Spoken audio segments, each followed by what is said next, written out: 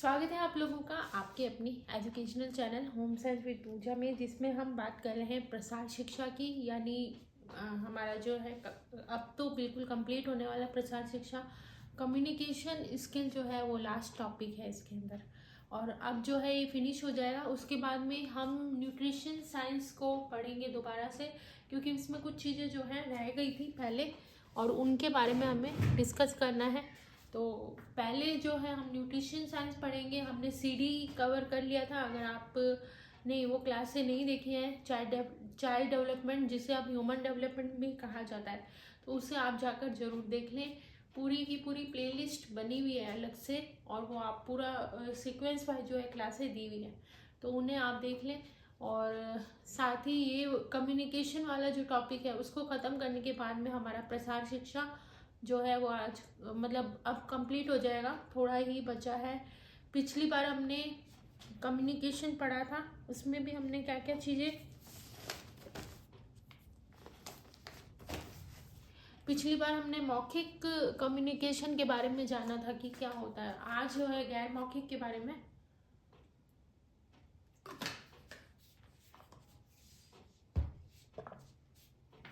गैर मौखिक के बारे में जानते हैं। तो चलिए जानते हैं।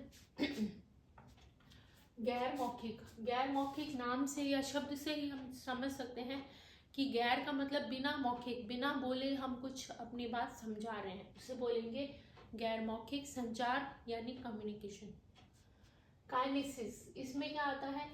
शारीरिक गतिविधि जिनके द्वारा हम अपनी बातों को बता सकें। शारीरिक गतिविधियों के द्वारा हम अपनी चीज़ों को, अपनी बातों को समझा सकते हैं, उसे हम बोलते हैं काइनेसिस या गैर मौखिक। और इसमें 3 चीज़ आती हैं जो हमने पहले भी डिस्कस कर ली थी। इसमें आपका कितना 55% सीखता है बच्चा या जो भी कम्युनिकेशन कर रहा है। वर्बल में आपका 7% और इसमें वोकल में 38% जो है सीखने की चांस रहती है। तो ये तो हमने पहले भी देख लिया था, एक बार मैंने साथ में ही इसे ले लिया है। अब बात कर लेते हैं पैरालिंग्विस्टिक, यानी बोले गए स्वर। जो भी स्वर हमने बोले हैं, देखिए, बोले गए स्वर प्लस व्यंजन, टोन को कैसे कहा गया है। बोले गए स्वर और व्यंजन जो हमने कहा है उसको, साथ ही कोई बात जो है हम किस टोन में कही है। मान लीजिए हमने बड़ी ही विनम्रता से कहा है कि आप ये काम कर लीजिए, और दूसरी तरफ हमने एकदम से मतलब तेजी से किसी बात को समझाया कि भाई आप ये काम करो, क्यों नहीं कर रहे हो। मतलब अब हमारी जो टोन है वो बताती है कि हमारा व्यवहार कैसा है, हम क्या कहना चाहते हैं, हमारे मन में क्या विचार चल रहे हैं। अगर हम गुस्से में कोई बात कर रहे हैं तो हमारी टोन उस अनुसार होगी, या अगर हम विनम्रता से कोई चीज़ कह रहे हैं तो हमारी टोन उसके अनुसार होगी। तो ये टोन का फर्क पड़ता है। नेक्स्ट आपका है, देखिए पैरालिंग्विस्टिक में क्या आ गए, बोले गए स्वर आ गए, व्यंजन आ गए, और बोले गए स्वर, व्यंजन और टोन, यानी हमने किसी बात को कैसे कहा है, इसका अध्ययन किया जाता है। ऑक्यूपॉलिसिस का मतलब होता है नेत्र, पलक, आंख के द्वारा। तो इसको हम ऐसे याद कर सकते हैं, ये देखिए लिखा ना पोलिसिस, तो इसको हमें याद करना ही पड़ेगा, नेत्र, पलक और आंख के द्वारा। नेत्र, पलक और आंख। आंख के हाव भाव हमारे कैसे हैं।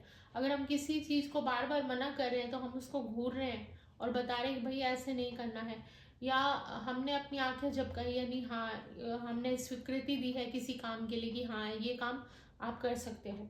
तो ये क्या है, आंखों के पलक के द्वारा या आंखों के जो डायरेक्शन, जिस तरह से हम आंखों का हाव भाव बता रहे हैं उस अनुसार हम बता सकते हैं कि हाँ ये काम आप कर सकते हैं। नेक्स्ट है प्रोसेमिक्स। प्रोसेमिक्स में क्या आता है, कम्युनिकेशन के लिए स्थान का यूज किया जाता है। इसमें क्या किया जाता है, कम्युनिकेशन के लिए स्थान का यूज किया जाता है। फॉर एग्जाम्पल, दूल्हा, दूल्हा दूल्हा जो है, अगर दूल्हा किसी स्थान पर बैठा है तो हमें पता ही है कि उसके, एक मिनट,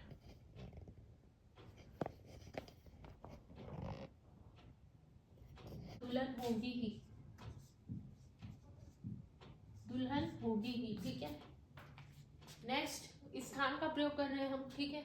और हैप्लिक्स में क्या होगा, टच के द्वारा, मतलब टच के द्वारा अगर किसी को हम संवेदना दे रहे हैं, किसी को बता रहे हैं कोई चीज़, तो अपनी टच के अकॉर्डिंग हम बता देते हैं कि हाँ भाई, मतलब हम अपने अनुसार बता देते हैं कि ऐसे काम को करना है। फॉर एग्जांपल, अगर कोई बच्चा कोई काम ढंग से नहीं कर रहा है तो हम उसको हल्का सा यूँ मतलब एक चाटे के थप्पड़ के रूप में बता के और बताते हैं कि हाँ भाई आपको ये काम करना, आपने किया क्यों नहीं, तो ये डांटने वाला हो गया।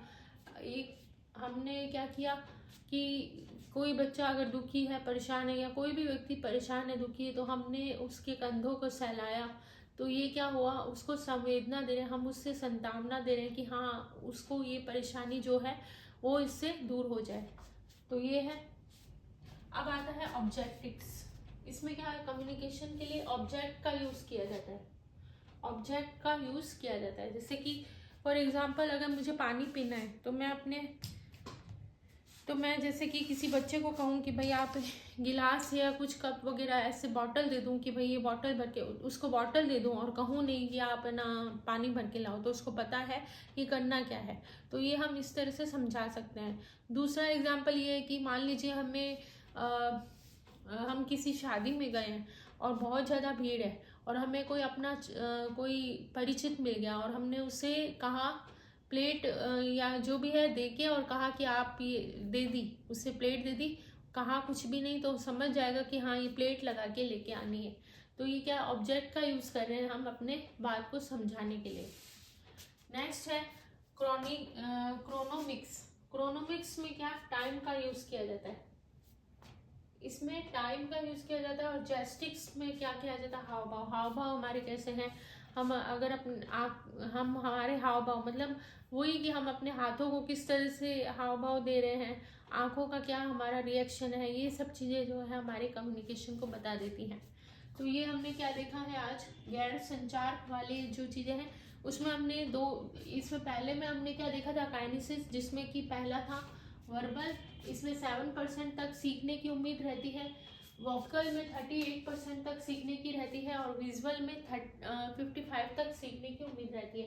पैरालिंग्विस्टिक में क्या होता है, बोले गए जो स्वर हैं, हमने स्वर और व्यंजन या जो टोन हमारी है उसके अनुसार हम पता लगा सकते हैं कि जो भी व्यक्ति है वो हमसे क्या कहना चाह रहा है। नेक्स्ट है ऑक्यूपॉलिसिस। इसमें हम नेत्र, पलक और आंखों का जो भी डायरेक्शन है, आंखों की जो भी चीज़, आंखों के द्वारा हम अपनी बातों को समझाते हैं। प्रोक्सेमिक्स जो है, इसमें कम्युनिकेशन के लिए हम स्थान का यूज़ करते हैं, जैसे कि दूल्हा दुल्हन, दूल्हे के साथ दुल्हन ही बैठेगी, पापा के साथ मम्मी बैठेगी। अगर कोई हॉस्पिटल में डॉक्टर की सीट पर है तो कोई डॉक्टर की सीट पर डॉक्टर ही बैठेगा। तो ये स्थान का यूज़ कर रहे हैं हम कहाँ पर, प्रोक्सेमिक्स में। ठीक है। नेक्स्ट है हैप्लिक्स। हैप्लिक्स में क्या होता है, टच। हैप्लिक्स में क्या होता है, टच के द्वारा कम्युनिकेशन। हमने बता ही दिया कि टच, जैसे किसी को परेशानी है, कोई परेशान है, तो टच के द्वारा हम उसे बता देते हैं कि भाई संवेदना दे दी हमने, या उसे बता दिया कि ये हम जो अपनी बात को कहना चाह रहे हैं हम अपने टच के द्वारा उसे बता सकते हैं। ऑब्जेक्टिव्स में क्या होता है, कम्युनिकेशन के लिए ऑब्जेक्ट का यूज़ किया जाता है। जैसे कि अभी मैंने एग्जांपल दिया कि बॉटल हमने दे दी और कुछ कहा नहीं, तो वो समझ जाएगा कि हाँ ये भर के लानी है। नेक्स्ट है जेस्टिक, यानी हाव भाव। अपने हाव भाव से हम अपनी बातों को समझा सकते हैं। अब बात कर लेते हैं मेटा कम्युनिकेशन के बारे में। तो मेटा कम्युनिकेशन में क्या क्या चीज़ें आ जाती हैं, उम्मीद है आप साथ साथ की स्क्रीनशॉट भी ले रहे हैं।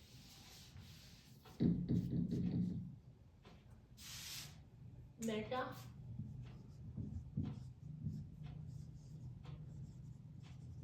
कम्युनिकेशन, इसमें क्या होता है, पहला तो आएगा आपका सूचना। इसमें हम सूचना दे सकते हैं। दूसरा सूचनात्मक होता है ये, और निर्देशात्मक होता है मेटा कम्युनिकेशन, निर्देशात्मक। और एक आपका होता है समन्वित।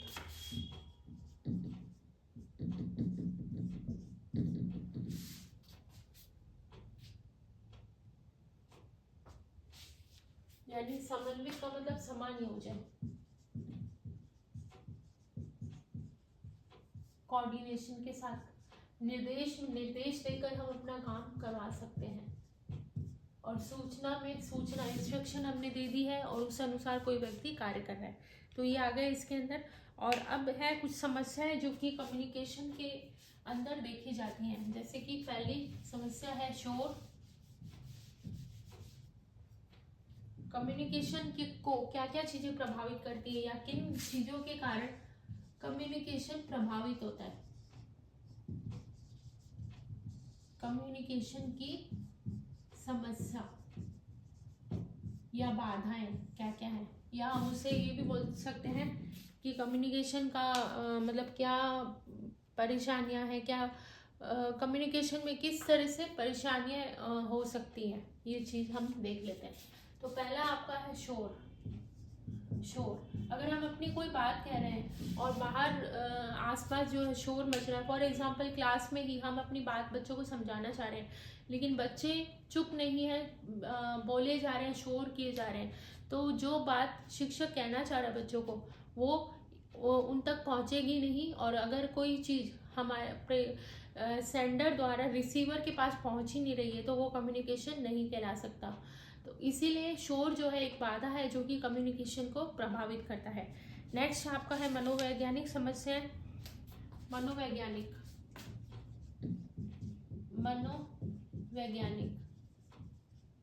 इसमें स्टेज फियर आ जाएगा। स्टेज फियर, कुछ बच्चों को, कुछ बड़े लोगों को भी जो है स्टेज फियर होता है। और एक आपका आता है दिवा स्वप्न। दिवा स्वप्न यानी जागते हुए सपना देखना। पूर्वाग्रह है।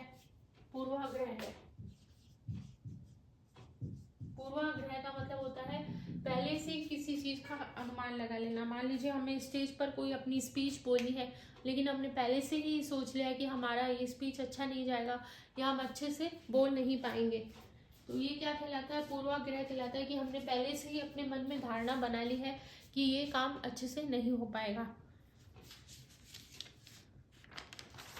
नेक्स्ट आपका आता है माध्यम की समस्या। अब देखिए जैसे कि हम अभी जो है किससे जुड़े हुए हैं, नेट से ही आपस में जुड़े हुए हैं।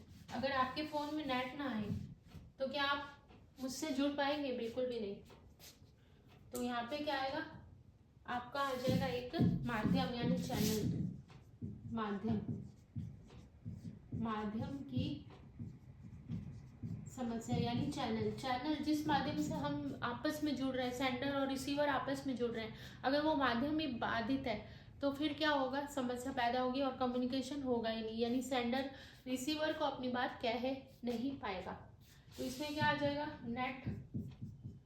नेटवर्क नहीं आ जाएगा, माइक, या मेरी आवाज मान लीजिए आई ही नहीं, वीडियो तो शूट हो गई लेकिन मेरी आवाज़ जो है वो ढंग से आ ही नहीं रही है। तो जो भी आप लोग हैं आपको मेरी आवाज़ ही नहीं सुनाई दे रही, तो आपके और मेरे बीच में कम्युनिकेशन हुआ ही नहीं। नेक्स्ट है भौतिक समस्या यानी फिजिकल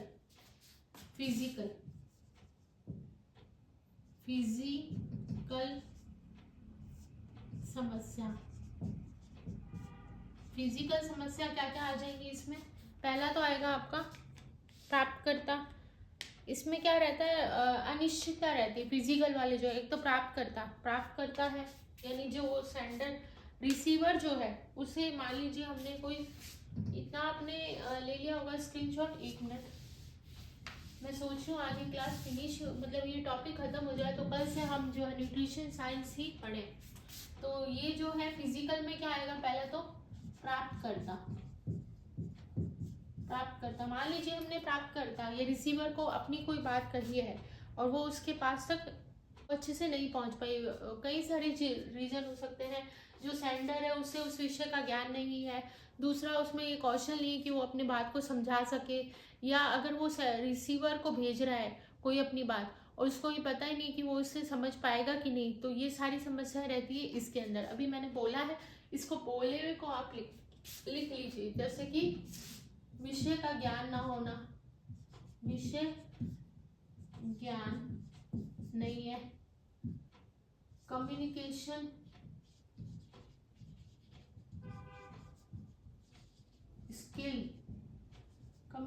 स्किल का ना होना, और उसके अंदर कम्युनिकेशन स्किल नहीं है। प्रतिकूल वातावरण का न होना, जैसे अभी हमने कहा कि क्लास में शोर मच रहा है और फिर अगर कोई व्यक्ति हमारी बात ही नहीं सुन रहा है, बच्चे सुन ही नहीं रहे, तो वो कम्युनिकेशन हुआ ही नहीं।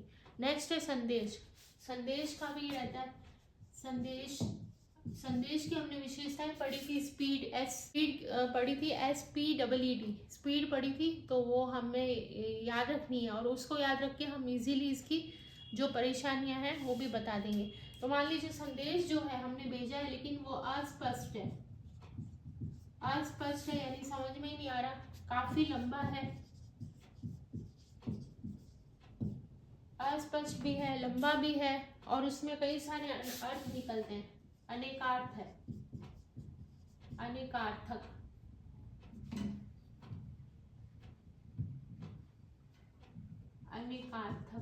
कई सारे अर्थ निकलते हैं, एक ही बात के कई सारे अर्थ निकलते हैं, तो वो भी किसी तरह से कम्युनिकेशन नहीं कहलाएगा। माध्यम वही है, माध्यम का हमने गलत चुनाव कर लिया है, जैसे माध्यम का कोई गलत माध्यम हमने चुन लिया है, ऑनलाइन जो है ढंग से नहीं हो पा रहा है, गलत चुनाव ले लिया, मतलब हमने गलत चुनाव, माध्यम में क्या किया हमने, गलत चुनाव कर लिया, आता नहीं, मीडियम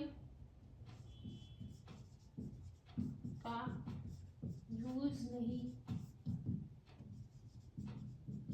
ठीक है। तो ये चीजें हमें क्या बाधित करेंगी, हमारे कम्युनिकेशन को। प्राप्तकर्ता वही रिसीवर जो है उसे पूर्वानुभव है, ये उसे संदेश का पता नहीं कि किस तरह से कोई चीज आएगी, क्या किस तरह से इसका रिप्लाई करना, क्या पढ़ना है, क्या कुछ। कई बार आपने देखा होगा व्हाट्सएप पे भी हम अपना संदेश तो जरूर भेज देते हैं, मैसेज भेज देते हैं, परंतु जिसके पास भेजते हैं वो उसको रीड करने के बाद भी उसका सही से फीडबैक नहीं दे पाता। तो अगर किसी चीज़ का फीडबैक नहीं आया, हमने सेंडर ने अपनी बात कही, रिसीवर तक पहुंची, लेकिन उस रिसीवर ने अपनी फीडबैक दी ही नहीं, तो वो भी कम्युनिकेशन नहीं कहलाएगा। इसका मतलब यही हुआ कि जो रिसीवर है उसे किसी की बात मतलब सेंडर की बात समझ में नहीं है। जो सरल भाषा में हम अपनी बात व्हाट्सएप पे भेज रहे हैं, लेकिन जिसे भेजी है उसने पढ़ने के बाद भी, उसे रीड करने के बाद भी उसका फीडबैक नहीं दिया या कोई रिप्लाई नहीं दिया है, इसका मतलब उसे ये बात समझ में नहीं आई है। तो ये सारी चीज़ें जो हैं इसके कम्युनिकेशन स्किल जो है उसे प्रभावित करती हैं।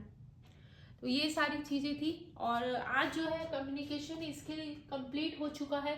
क्या क्या बाधाएं थी, गैर मौखिक क्या होता है, मौखिक क्या होता है, सारा ही हमने अच्छे से कंप्लीट कर लिया है। बीच बीच में अगर कोई चीज़ वैसे रही नहीं है, लेकिन रिवीजन के हिसाब से मैं आपको ये दोबारा से भी लेकर आऊँगी आप लोगों के लिए। लेकिन उससे पहले न्यूट्रिशन साइंस को हम पढ़ेंगे, क्योंकि न्यूट्रिशन साइंस जो है काफ़ी बड़ा है, बहुत बड़ा पोर्शन है और बीच बीच में से पिछले साल भी कुछ क्लासेस जो है रह गई थी, दे नहीं पाई थी किसी कारणों से मैं, तो वो चीज़ें जो है हम कवर करेंगे।